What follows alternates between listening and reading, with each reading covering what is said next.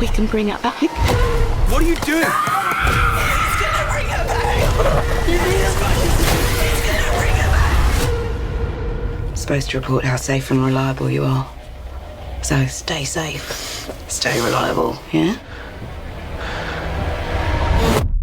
Bring Her Back is the latest A24 slow burn horror film to hit theaters. The film is directed by both Danny and Michael Filippo, the same brother duo that brought us the film Talk to Me a few years ago. And I remember when that movie came out that it was not only one of my favorite horror movies of the year, but it was also in my top 10 movies for the entire year. That's how much I enjoyed it. The movie had great scary imagery, it also had a compelling story, and that embalmed hand was pretty terrifying. So when I heard that this brother team was getting back together for another slow burn horror film, well, I was excited about it. And then there were rumblings online that this movie was some sort of a prequel or a sequel to Talk to Me, and that got me excited. But I will squash those rumors right at the top of this video because this movie is completely standalone, has nothing to do with Talk to Me. And I guess that's not a spoiler because the directors even said in an interview that while this is in the same universe as the movie Talk to Me, it has nothing to do with it, and it's completely standalone from that story. Although there is one moment in this movie that maybe I'm reaching on, but a character goes to cut open some cantaloupe, and as he takes a slice of cantaloupe to give to another character,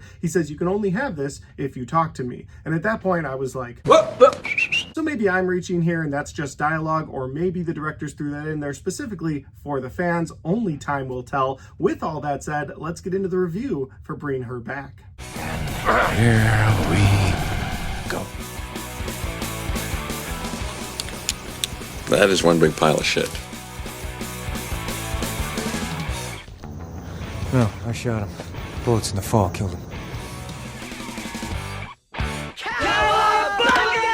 So the movie opens up with step-siblings Andy and Piper. Andy is played by Billy Barrett, while Sarah Wan plays Piper. You find out right off the bat that Piper is blind. She can only see some shapes and colors, but otherwise she's blind and needs help getting around. Her older teenage brother is escorting her home one day, and when they get home, the bathroom door is locked, the shower is on, and their dad is nowhere to be found. They end up breaking in there only to find his lifeless body on the floor. And so while Piper tries to resuscitate him, you see Andy just sort of shut down in the corner of the bathroom. And then because their father was seemingly the only family that they had, they both get put into the foster system. Now Piper, being much younger than her older brother Andy, she immediately gets placed with a family, and since Andy only has 3 months till his 18th birthday, they just say, "We're going to keep you in the system, but you'll be released pretty soon to just go be an adult and do your thing." Well, he doesn't like that because not only is Piper his only family, but he wants to make sure that she's taken care of. So he strikes a deal with the foster agency that they will move together and that he'll live there for 3 months, and then maybe he can even apply for guardianship of his younger sister. And so they get to this foster home, and it's a woman named Laura that's taking them in, and Laura is played by Sally Hawkins. And at first she just seems like this sweeter older lady who used to have a blind daughter as well. Her daughter passed away, and so she just wants to do something good in the world. But very quickly you start seeing there's something very deranged about Laura. There's something crazy about Laura, and there's something sinister about Laura. And there might be other reasons she wants to have this blind girl in her house. Now I know that's not giving you a lot of information, but that is the best synopsis that I can give you for Bring Her Back without spoiling anything. So I will just say, if that sounds interesting to you, well, this movie is playing in theaters now, but I warn you, this movie should have a trigger warning at the beginning of the film because it even left me an emotional wreck after I saw this film. So you've been warned. I'll tell you guys right now, I don't have any desire to go back and watch this anytime soon, but if my wife wants to watch this movie and she's like, "Hey, let's watch this movie together," I'm gonna have to be in this mindset. No question about it, I am ready to get hurt again. So yes, while this movie is a horror film, it is an emotional trip of a movie. Again, you've been warned. All right, with that said, I am going to get into my positives and my negatives for Bring Her Back here in a second. But before I do that, if this is the first time you found my channel, well, I would love for you guys to hit that subscribe button. Check out all the different content that I have, whether you like movie reviews just like this, or ranked list videos, or Blu-ray talk. I've got a little bit of everything on my channel, and I'd love for you guys to check it out. All right, let's get into my positives and my negatives for Bring Her Back. So my first positive for this movie is going to be the great horror visuals that you get throughout this film. It is not a horror movie in that you're going to get jump scared a lot, but there are some really creepy images throughout this film, kind of like Talk to Me, although I think Talk to Me had a few jump scares in it. This movie, I don't remember having any jump scares in it, but there are some creepy images. For instance, at one point, one of the characters takes a picture of another character, and on his iPhone, just for a second, you kind of see the face of the devil instead of the face of the person he's taking a picture of. It's a blink and you miss it moment, but it's little images like that to sort of creep you out throughout this entire film. They do things like that throughout the film where it's like just little things, and I appreciated those little things. The creepy imagery throughout the film really worked for me. My next positive is going to be the great performances in this film from all three of the people we already mentioned. I think the characters of Andy, Piper, and Laura really come to life in this film because of the great acting that's on screen. Andy does a great job as this protective older brother, Piper being a younger sister but also hindered by blindness. Again, the actor and actress in that situation really just brought it out of them. But the one that steals the show for me is the character of Laura, played by Sally Hawkins. She does a phenomenal job being this demented character that you, the audience, will absolutely hate by the end of the film. But also, she does a great job at being a character that you're like, damn, I hate everything you're doing, but I understand why you're doing it. And that is probably the emotional pull of this film. She really has to play her character perfectly in order for you to have those emotions drawn out of you. And that actually leads me to my final positive, and that is that this movie is emotionally heartbreaking. I have not experienced a film like this in a long time. A movie that not only moved me in the theater, like in the theater, I was just kind of like, oh man, is that water on my face? What is going on here? Like, you feel for these characters because of the way those actors were acting. The emotional story in this film is so heartbreaking, but it was on my way home, just driving home and thinking about this movie in silence is when I actually started crying, because you feel for these characters so badly. You feel so bad for the child in this movie. You feel bad for the older teenage brother in this movie. And you somehow, even though she's a demented, despicable character that you absolutely hate, you somehow feel for her situation that she has going on, because she's a mom and she lost her daughter once, and she's doing whatever she can in this film to try and bring her back. And that's really what makes this movie so compelling, is that emotional heartbreak, because your heart breaks for the three individual characters in this film.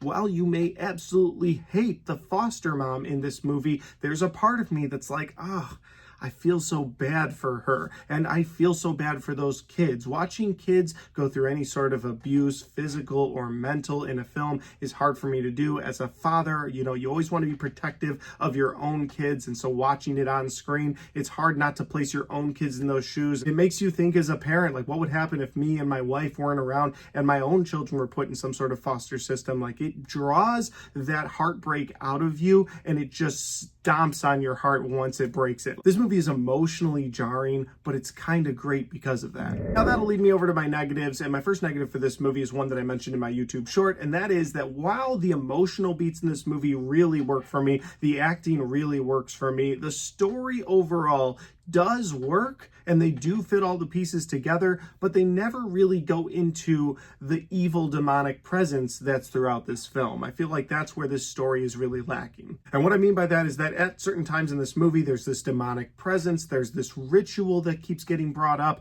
and they never really explore why this ritual is a thing, why this ritual for sure will work. It's just sort of, this ritual will work. And maybe that's something that the directors did and talked to me as well. You never found out where this embalmed hand came from.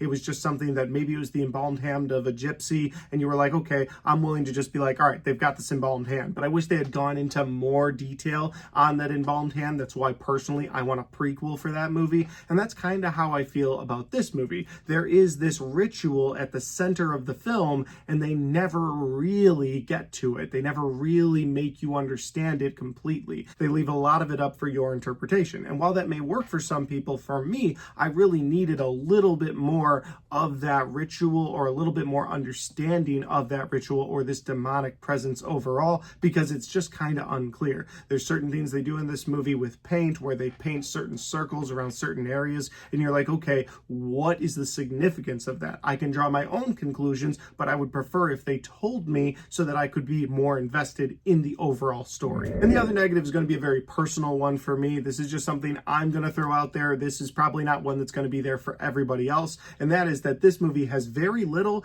to zero rewatchability for me personally. And that's just because this movie has that emotional heartbreak that I don't know when I'm going to be ready to go back into this world and get my heart broken again for these characters. It's not a movie where the first time you watch it, you're like, all right, it was heartbreaking, but the way they ended it, no, the way they ended is just as dark as the way they started, and it's just hard to get through. And so I do feel like I have to put that in my negatives, because for me, rewatchability is a big thing. If I want that movie on my shelf back there, I want to put it on for friends and family. This is a movie I don't want to watch with anyone. If I watch this again in the future, again, if my wife wants to watch it, it might be one where I have to kind of be like, all right, I'm going to go upstairs for this scene. I'll be back in a little bit. Like, it's emotionally draining on me. And so I don't know how much rewatchability that'll have in the future. And again, that's just a negative for me. Overall, I will say about this movie that it drained any sense of joy that I had inside of me when I watched this film. I'm not trying to be too over the top about this movie or oversell it to all of you. I'm just telling you about my own personal experience. This movie truly drained any joy out of me at the time that I watched it,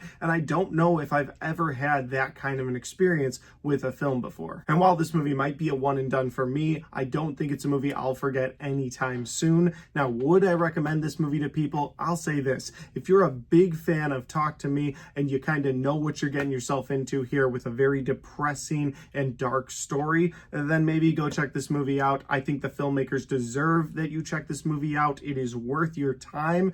But again, it's emotionally draining. So do what I did. Go watch this movie, then come home, hug your kids, and watch some Seinfeld. That got me in a better mood last night. But guys, those are just my opinions, because that's my review for Bring Her Back. Have you guys had a chance to see this movie yet? If you have, let me know in the comment section down below. Let me know what you think about it. Did it emotionally affect you the way that it did to me? Or maybe you didn't have that connection with the movie. Maybe you didn't really enjoy the movie. Maybe it was too dark for you. I'm curious about all your thoughts in that comment section, so let me know down below. Finally, guys, if you like this video, don't forget to hit the like button, because it helps the video, it helps the channel, and it helps me right here. Thanks for watching. I'll see you next time.